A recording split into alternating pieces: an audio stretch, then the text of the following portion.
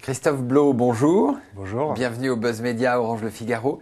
Vous êtes le directeur délégué de Sajou.fr, le site de paris en ligne commun au groupe Amaury et au groupe autrichien bwin. Alors, les paris en ligne, c'est ouvert depuis le 8 juin, donc pratiquement un mois. Aujourd'hui, on a quelques chiffres, dont celui-ci, 300 €.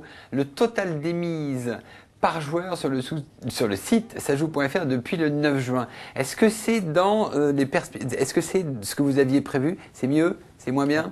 On est dans les clous du business plan. C'est effectivement, il y avait une incertitude sur quel serait réellement le volume des mises de la part des joueurs français. On ne s'est pas trop trompé. Voilà, on est en phase avec ce qu'on avait prévu. Vous avez combien d'abonnés? C'est pas un chiffre que je vous donnerai parce qu'on est sur une activité qui est, comme vous avez pu le voir, qui est très concurrentielle. Et tout est lié au nombre d'abonnés. Tout ce qui est revenu va découler du nombre de joueurs qu'on a sur le site. Donc je ne donnerai pas cette information clé pour nos concurrents. Alors la Coupe du Monde de football a drainé le nombre d'abonnés. En revanche, l'équipe de France a été éliminée prématurément. Il y a eu un coup d'arrêt dans les recrutements? Alors on a vu une légère baisse du nombre de nouveaux joueurs, de nouveaux inscrits sur Sajou.fr suite à l'élimination de l'équipe de France. C'est clair que l'équipe de France a un produit d'appel grand public fantastique pour nous. On recrute un petit peu moins, mais on recrute des joueurs peut-être de meilleure qualité. C'est ceux qui sont véritablement fans du football. Fans de sport, qui ne jouent pas que sur l'équipe de France, qui vont jouer sur tous les matchs, qui ne jouent pas que sur le football, qui jouent en ce moment sur Wimbledon.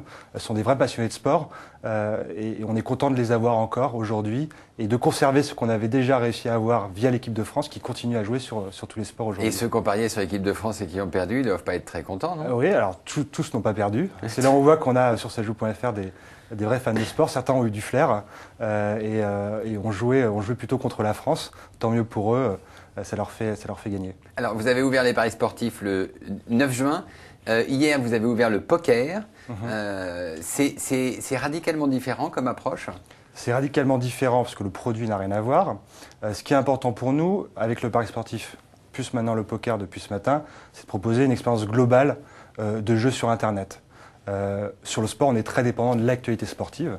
Il n'y a pas des rencontres phares toutes les heures et tous les jours, alors que le poker, c'est un produit accessible 24 heures sur 24, soit par des tournois, soit par des tables cash game, où on vient à n'importe quel moment de la journée ou de la nuit.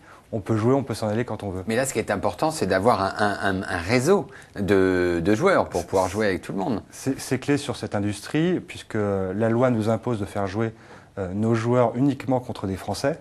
Ce qui est important, c'est qu'un joueur qui se connecte à 3 h du matin puisse toujours avoir un partenaire en face de lui, même plusieurs partenaires. Et c'est pour ça que Sajou a fait le choix de s'associer à un réseau qui s'appelle OnGame, qui est le plus grand réseau de joueurs français en France, pour partager ses joueurs avec les joueurs d'autres opérateurs. Comme Eurosportbet? Aujourd'hui, Eurosportbet et bwin pour les plus connus. D'accord. Alors, depuis le 8 juin, l'ensemble des sites de paris en ligne ont dépensé beaucoup d'argent pour se faire connaître. Les derniers chiffres, c'était 22 millions d'euros bruts. Alors, brut, vous nous direz que c'est avant remise, donc c'est beaucoup moins d'argent dans les poches des médias. Vous avez dépensé combien vous-même? Idem, c'est une information qui est assez confidentielle. Ce que je peux vous dire, en tout cas, c'est que sur le premier mois d'activité, on a dépensé beaucoup d'argent dans les médias offline, comme la presse et la télé, puisque Sajou était, il y a encore un mois, une marque inconnue de la part des Français. Il était important de l'installer, de s'acheter un statut en se mettant dans les tunnels de pub aux côtés des acteurs historiques. Plus ça va aller, plus on va orienter notre budget vers Internet, qui est le média clé pour recruter sur cette activité. C'est-à-dire les médias traditionnels pour se faire connaître et les médias Internet pour recruter. Exactement. On suit une logique. C'est ça la clé? On suit une logique imparable sur ce type d'activité, qui est une activité Internet. Alors, ce nouveau métier, donc des paris en ligne, il faut attendre combien de temps avant que ce soit rentable? Là-dessus, ce qui est clé, c'est que par rapport à d'autres pays, on ne peut pas dire que la loi soit très favorable à des nouveaux entrants comme Sajou, qui partent de zéro, qui n'avaient pas un capital de joueurs avant le lancement. Il est clair que la rentabilité avant l'année 3 est quasi impossible. On va voir ceux qui seront encore là dans 3 ans. C'est une activité sur le long terme, qui sera rentable sur le long terme. Et le groupe Amaury, en se lançant sur ce créneau-là, le savait à l'avance. Et c'est pour ça que Sajou a un business plan aujourd'hui sur 5 ans. Et on n'est pas là pour faire un coup à court terme, on est là pour durer. Pour durer. Alors, vous avez cité Amaury. Il y a un mois, Marie-Odile Amaury a fait ce qu'on appelle une étude stratégique de l'ensemble des activités de son groupe. Certains devrait être adossé comme le Parisien. D'autres, comme les paris en ligne, sont clairement l'axe de développement. Ça veut dire que le groupe Amaury met les moyens? C'était presque naturel pour le groupe Amaury de se lancer sur cette activité. On connaît les actifs du groupe, dont la plupart sont directement liés au sport. Il y a une activité d'événements sportifs, il y a une activité d'édition de contenu sur le sport.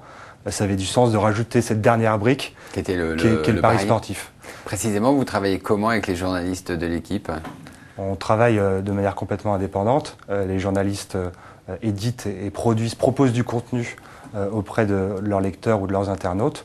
Et nous, on vient rajouter une brique supplémentaire qui ressemble plus à un service pour rajouter l'excitation auprès des internautes, lecteurs ou téléspectateurs. Mais il n'y a aucun conflit d'intérêt possible? Il n'y a aucun conflit d'intérêt possible. Sajou est présent sur les médias du groupe, mais en tant qu'annonceur, les journalistes font leur métier de leur côté. C'est aussi pour ça qu'on ne s'appelle pas l'équipe bête, on s'appelle Sajou.fr.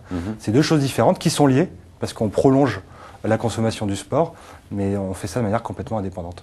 Christophe Blau, je vous remercie et nous nous retrouvons demain pour un nouvel invité. Merci à vous. Bonne journée. Au revoir.